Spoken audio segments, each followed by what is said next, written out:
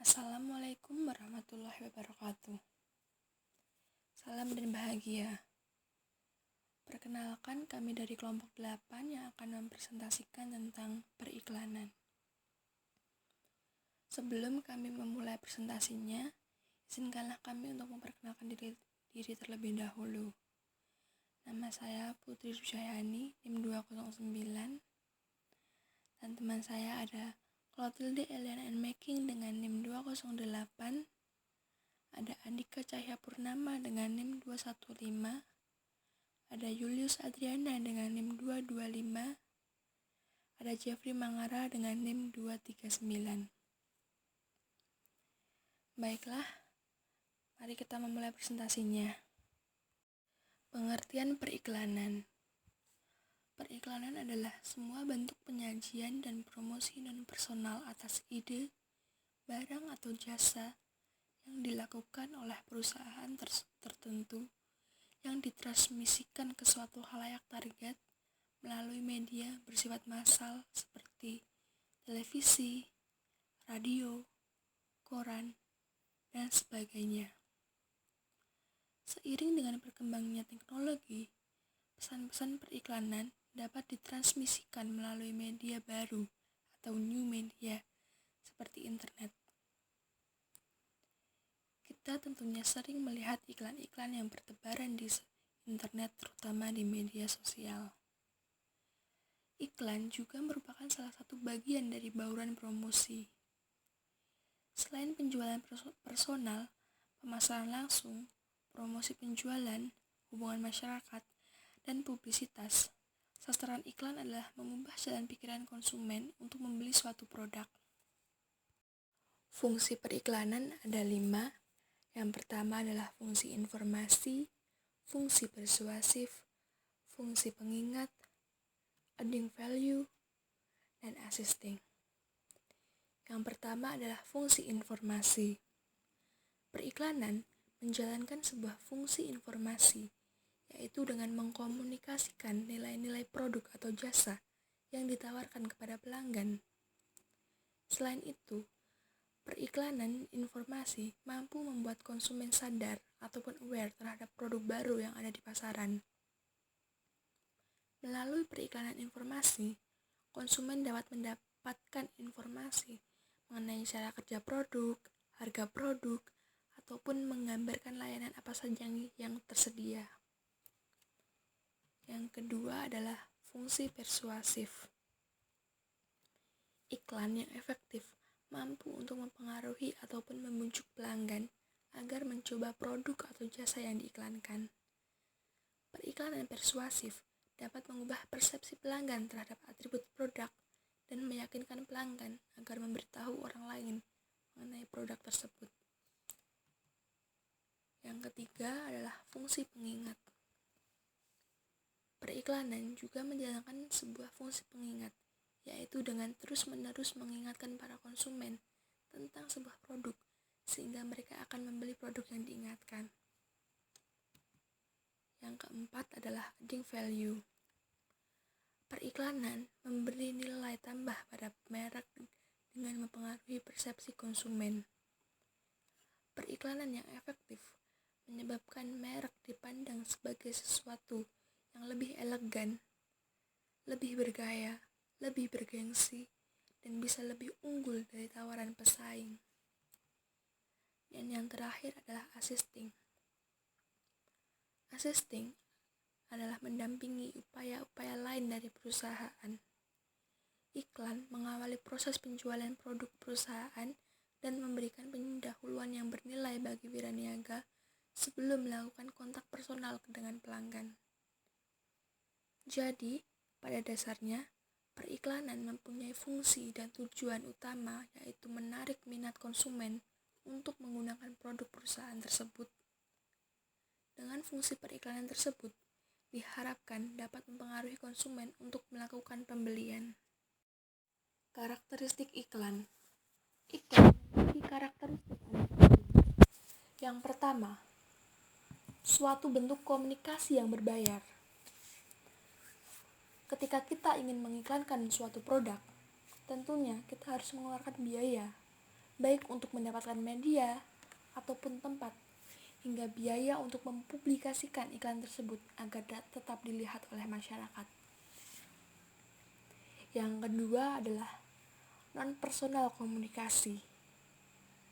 Maksudnya di sini adalah bentuk komunikasi secara massal. Iklan dapat menjangkau banyak orang dengan cepat. Selain itu, periklanan hanya dapat berkomunikasi satu arah. Yang ketiga adalah menggunakan media massa sebagai media penyampaian pesan. Biasanya, iklan menggunakan televisi, spanduk, billboard, dan lain-lain, di mana jangkauan pemirsanya sangat luas dan strategis untuk kita melakukan periklanan. Yang keempat adalah menggunakan sponsor yang teridentifikasi. Mengapa? Karena dengan kita menggunakan sponsor yang sudah teridentifikasi, akan menambah daya tarik, kepercayaan, dan kualitas suatu produk. Yang kelima adalah bersifat mempersuasi khalayak. Sebuah iklan itu harus bersifat persuasif, artinya membujuk, agar dapat mencapai tujuannya, yaitu membuat masyarakat memilih dan membeli produk tersebut. Yang keenam adalah bertujuan untuk meraih audiens sebanyak-banyaknya. Teorinya adalah semakin banyak audiens, maka akan semakin besar pula persentase tingkat pembeliannya. Slide selanjutnya ada kelebihan dan kekurangan periklanan. Di sini kita membahas kelebihannya terlebih dahulu. Yang pertama adalah televisi. Televisi memiliki kelebihan, yaitu untuk liputan pemasaran massal yang baik, menggabungkan pandangan, suara, gerakan, menarik terhadap indera. Yang kedua ada surat kabar. Surat kabar memiliki kelebihan, yaitu fleksibilitas, ketepatan waktu, penerimaan luas, dan tingkat kepercayaan tinggi. Yang ketiga adalah surat langsung. Surat langsung ini memiliki kelebihan, yaitu selektivitas pemirsanya tinggi. Fleksibilitas, tidak ada kompetisi iklan dalam media yang sama. Yang keempat adalah majalah. Kelebihan dari majalah yaitu selektivitas, geografis dan demografis tinggi, kredibilitas dan prestis, reproduksi kualitas tinggi. Yang kelima adalah radio. Radio memiliki kelebihan, yaitu penerimaan lokal yang baik, selektivitas geografis dan demografis tinggi, namun dengan biaya yang rendah.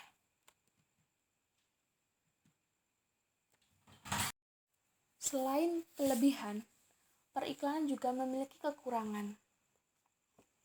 Kami akan membahas tentang kekurangan dari televisi terlebih dahulu. Kekurangan dari televisi ini adalah biaya yang absolut tinggi. Dengan kerumunan yang tinggi, namun paparan hanya sekilas dan selektivitas pemirsa kurang. Yang kedua ada surat kabar. Surat kabar ini memiliki umur yang cukup pendek, dengan kualitas reproduksi yang buruk dan pembaca yang hanya sedikit, karena yang membaca hanya yang membelinya. Yang ketiga adalah surat langsung. Surat langsung ini memiliki keterbatasan, antara lain biaya yang cukup tinggi perpaparannya, dengan citra yang cukup buruk, biasanya disebut surat sampah.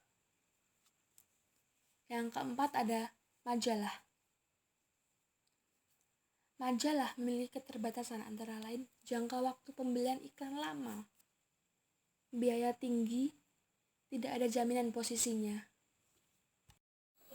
Oke, slide selanjutnya ada macam-macam periklanan. Di sini dibagi menjadi 3 bagian, yaitu periklanan barang atau product advertising, periklanan kelembagaan atau institutional advertising, periklanan nasional, regional, dan lokal.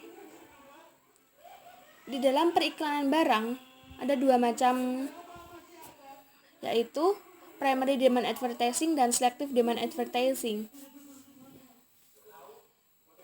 Primary demand advertising merupakan periklanan yang berusaha mendorong permintaan untuk suatu jenis produk secara keseluruhan tanpa menyebutkan merek ataupun nama produsennya. Sedangkan selective demand advertising hampir sama dengan primary demand advertising, hanya saja dalam selective demand advertising ini disebutkan merek barang yang ditawarkan.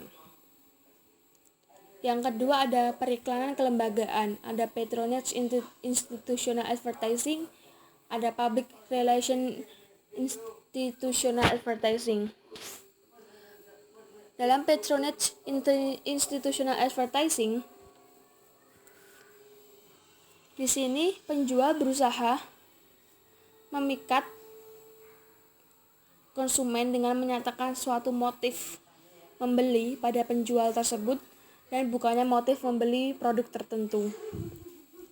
Yang kedua ada public relation institutional advertising. Digambarkan dalam periklanan ini adalah suatu dorongan kepada masyarakat untuk menggunakan misalkan kendaraan dengan hati-hati. Yang ketiga adalah periklanan nasional, regional, dan lokal. Periklanan nasional sering disebut juga sebagai general advertising, merupakan periklanan yang biasanya disponsori oleh produsen dengan distribusi secara nasional. Yang kedua adalah periklanan regional. Periklanan yang hanya terbatas di daerah tertentu saja dari suatu negara. Yang ketiga adalah periklanan lokal. Periklanan lokal sering juga disebut retail advertising. Biasanya dilakukan oleh pengecer dan ditujukan kepada pasar lokal saja. Selanjutnya ada strategi periklanan. Dalam strategi periklanan ada 3 tahapan. Yang pertama adalah tahap perencanaan, implementasi, dan yang terakhir adalah tahap pengendalian. Tahap perencanaan merupakan tahap yang paling krusial dalam proses strategi periklanan. Dalam tahap ini, dikumpulkan semua informasi relevan yang dibutuhkan mengenai produk, merek, informasi mengenai perusahaan itu sendiri. Yang kedua adalah implementasi. Tahap di mana semua rencana yang tadi sudah direncanakan diubah dalam bentuk tindakan. Dalam tahap ini, iklan yang telah direncanakan diproduksi dan setelah diproduksi akan dilakukan penempatan iklan pada media yang dipilih. Yang ketiga adalah tahap pengendalian.